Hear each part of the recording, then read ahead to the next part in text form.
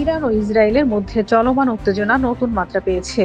গত ১৩ June Israeli বাহিনী ইরানের বিমান বাহিনীর প্রধান আমির আলী হাজি জাহরিকে হত্যা করে, যা ইরানকে যুদ্ধের ঘোষণা হিসেবে বিবেচিত হয়েছে।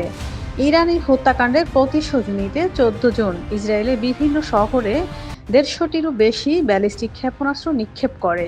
এই হামলায় বেশ কয়েকজন আহত হয়েছেন এবং ব্যাপক ক্ষয়ক্ষতির আশঙ্কা করা হচ্ছে।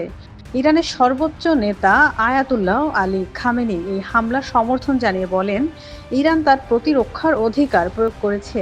তিনি আরও বলেন, ইসরায়েলের আগ্রাসনের বিরুদ্ধে ইরান আরও কঠোর পদক্ষেপ নিতে প্রস্তুত।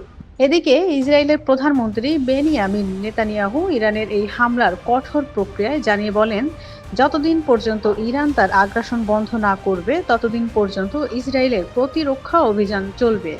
তিনি আরও বলেন, ইসরায়েলের প্রতিরক্ষা ব্যবস্থা ইরানের অধিকাংশ ক্ষেপণাস্ত্র প্রতিহত করেছে, তবে কিছু ক্ষেপণাস্ত্র লক্ষ্যবস্তুতে আঘাত হেনেছে। এই পরিস্থিতিতে আন্তর্জাতিক সম্প্রদায় উদ্বেগ প্রকাশ করেছে। ভারত দুই দেশের মধ্যে উত্তেজনা কমানোর জন্য কূটনৈতিক প্রচেষ্টা চালানোর আহ্বান জানিয়েছে।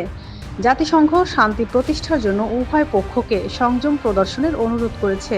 উল্লেখ্য যে এই সংঘাতের ফলে মধ্যপ্রাচ্যে নতুন করে যুদ্ধের আশঙ্কা তৈরি হয়েছে, যা গোটা অঞ্চলের নিরাপত্তা পরিস্থিতিকে আরও জটিল করে তুলেছে।